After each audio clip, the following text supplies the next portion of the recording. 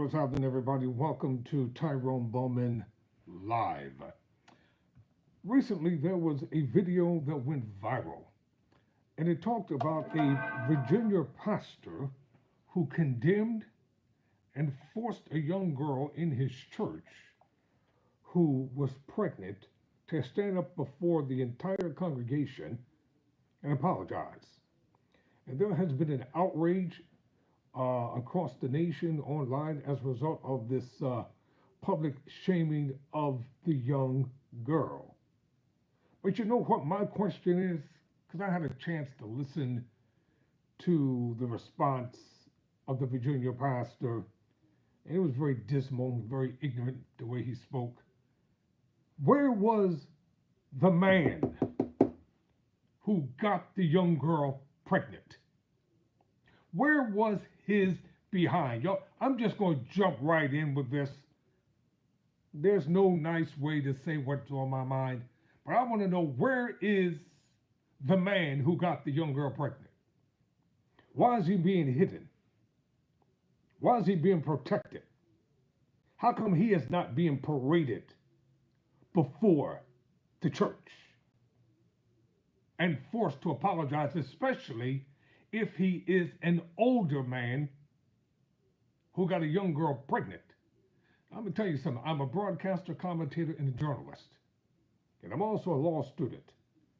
And you can mark my word, I am going to do some deep investigation and find out exactly what happened here. And if I find out in my research and in my investigation that this is an older man that did this to this young girl, all hell's going to break loose on YouTube, because I am going to talk about it. But there is a pastor, his name is Reginald Sharp. He had the decency, and I applaud him, because he responded and took it directly to this hypocritical pastor. And I'm going to play his response. And you know what I would like to know? Why didn't he make every liar in his church stand up there and apologize for the lies that they've told? Why didn't he make every hypocrite in his church, including him, stand up for being hypocrites? What about all the men in his church who got women pregnant and wasn't married? And what about the married men in his church that got women pregnant? What about the married men that got women pregnant and never were publicly shamed, humiliated, ostracized? This is the reason why people are fed up with the black church now.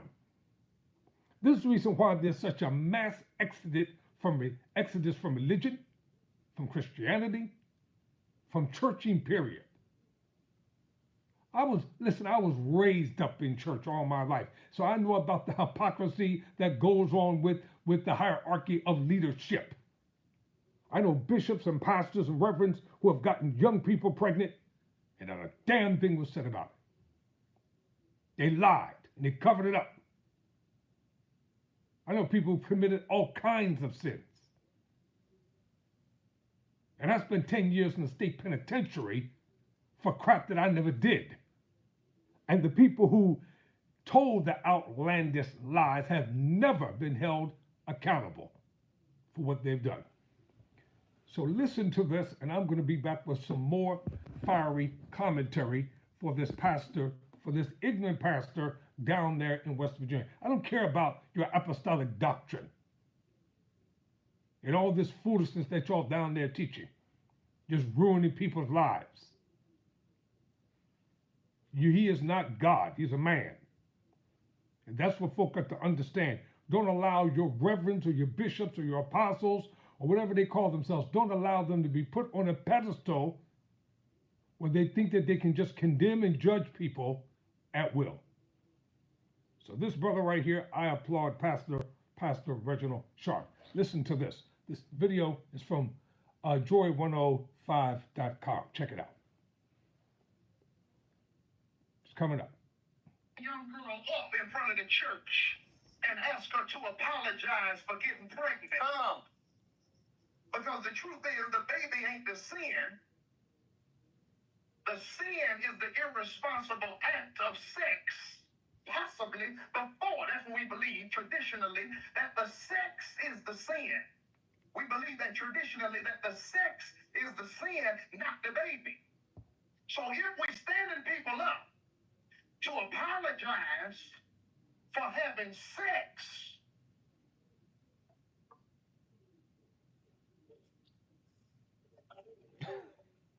I'm the pastor of Fellowship Chicago, and I want to apologize. If we give an apologies for having sex before marriage, how long of a service are you going to have so everybody can get their apology in? Absolutely.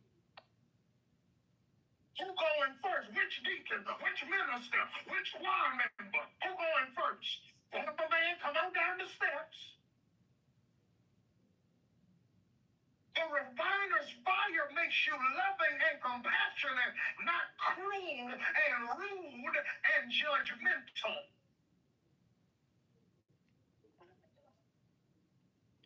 And when I preach a sermon called Sometimes the Church is Whack and people fight me, every week we keep proving sometimes the church is whack. Mm-hmm. You've been through all of that and you still judging somebody? You got some nerve. Some of y'all in the above the age of 50, 60 better be glad you were pre-Facebook, pre-Instagram, pre-TikTok, because we would have had all your stuff. Some of y'all better open up and find something showing the fact that we can't trace your videos from Freaknik in Atlanta. Okay, you got bangers and corn. Somebody recorded this. You can hear the woman in the background. You better be glad we don't have that footage. The refiner's fire, because he's trying to make me better. Not just for me, but so my life can be a joyous reality for somebody else's life. Can I have some witnesses up in here? You ought to be glad about that, because there's some people who, when you mess up, they're ready to expose you and never let it go. But because of God, I get new mercy and I get new hope and I have a new birth and I have an inheritance. And here's the one for the shouters, and I'm being kept. All of what I just listed for you ought to give you some hope. Before you pay attention on what's happening on the earth, you ought to shout over what's still happening in heaven. And let me just bother some of you all who've been on social media. Let me bother some of y'all. Let me slow it down one more time. Because of Christ, I have a new birth. I have a living hope. But before all of that, in verse 1 and 2, it says great mercy, which means the reason why y'all not shouting right there is because I need to slow down, because grace and mercy are twins. And and grace is what God gives you that we don't deserve, but mercy is what God holds back from us that we really do deserve. Mercy is at work when you made a mistake and when you fell short, but God's loving compassion comes and grabs you anyway in spite of your mess up. This won't work if you start faking right now like you've never made a mistake. Can I holler at some real Christians who are not ashamed on a Sunday to admit, I'm in church, but I ain't perfect. I dressed up to get here, but I promise you my stuff stinks, and I've made some big boo-boos, but God looked beyond my faults and saw my needs. Because I have received great mercy, I can never stand a teenager up in front of the church and make her apologize for having a baby before she was married, because the sin ain't the baby. The sin, traditionally we believe, is the act that took place out of marriage. So if we standing people up to apologize to the church because they had sex before they got married, how long of a service are we fixing to have? And which deacon, which preacher, and which media ministry member is about to come to the front first? If you know God is giving you grace and mercy, another chance and forgiveness, you have no right to put somebody in the front of a room and make them apologize when you did the same thing they did.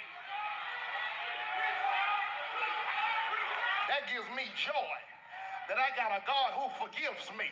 I have a God who will give me another chance. I have a God that'll save my life when life's trying to take my life. Somebody say, I have joy. I have joy. Ocean.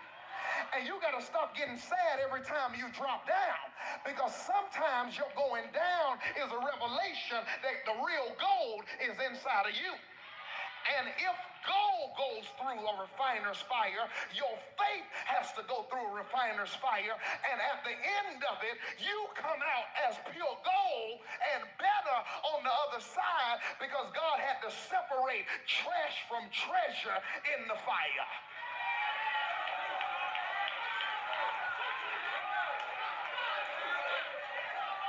And so I'm learning in this season to thank God for the fire, because something always gets exposed in the fire. Real friends always get exposed when you're in a fire. Who really loves you and who just been faking always gets exposed in the fire. So when you find yourself in a fire, stop fretting and worrying and say, God, refine me so I look like you. Because refiners can't pull the gold out the fire until that refiner can look at the gold and see his reflection on the gold. And maybe that's why it's still hot in your life. Maybe that's why you feel stuck in the same season, because God had to leave you in it long enough so that when God looks at you, God says, oh, you look like me now.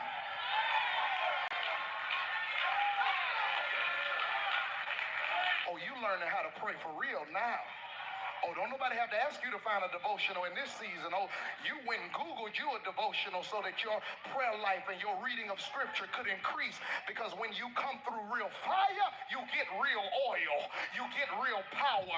Nobody has to make you come to church. You will tell your friends, I'll see y'all at the late brunch. But before I get to brunch, I got to go to fellowship and get a word. Because these hellions I work with, I need a word to hold me through the week. I wish I had 15 people that knew the fire was good for you. The trouble was good for you. The test was good for you. The battle was good for you. It was good that I was afflicted so that I may learn your word.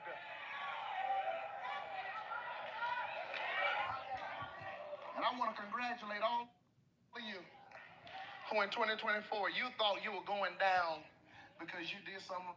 All right, now I'm going to leave this right there, and I'm going to end this video by saying this. Isn't it ironic when these apostles, bishops, pastors, teachers, mega church leaders, every time they are exposed and confronted with alleged wrongs that they do, the first thing they holler, touch not mine anointed, and do my prophets no harm. Isn't that what they say? But why is it that when everyday, normal, quote unquote, sheep within the congregation just do what humans do, then you shame them? I know so many beautiful, courageous, bold, steadfast mothers who were single mothers and raised their children.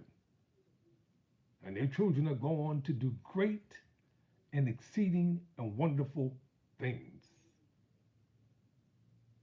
But you church folk down there in Virginia, you hard-hearted, unforgiving, hateful, hypocritical people, you couldn't find it in your heart to wrap your arms around this young woman. You couldn't find it in your heart. You sat there and you allowed that self-righteous, hypocritical bishop to make that young girl stand up in front of that congregation and to apologize. They had the nerve to say, there'll be no baby shower, we don't condone sin, etc., etc. How about this, Reverend? What about the sins that you have committed? What about your transgressions before God? And there are probably many. How many times have you offended the God that you serve? How many times have you transgressed in error from the very Bible that you advocate from and preach? And I'm going to find that I saw the video, but I need a clear video. So that when I show it on Tyrone Bowman Live, you can actually see the hurt, the dismay, the disappointment coming from him. And I close by asking this question: where is the rascal, the rotten soul that got the young girl pregnant? Why is he being protected? Why is he hidden? Why is his name not plastered all across social media? I suspect that he's probably somebody right there in the congregation within leadership. And they're probably protecting him. But you know what? We're going to find out. And the young lady, first of all, hold your head up. Don't let this religious, denominational, godless, hard-hearted, self-righteous, judgmental, hell, fire, and brimstone condemnation preaching destroy your psyche. Find yourself a church where the love of God is taught and administered. Never surrender. Never quit.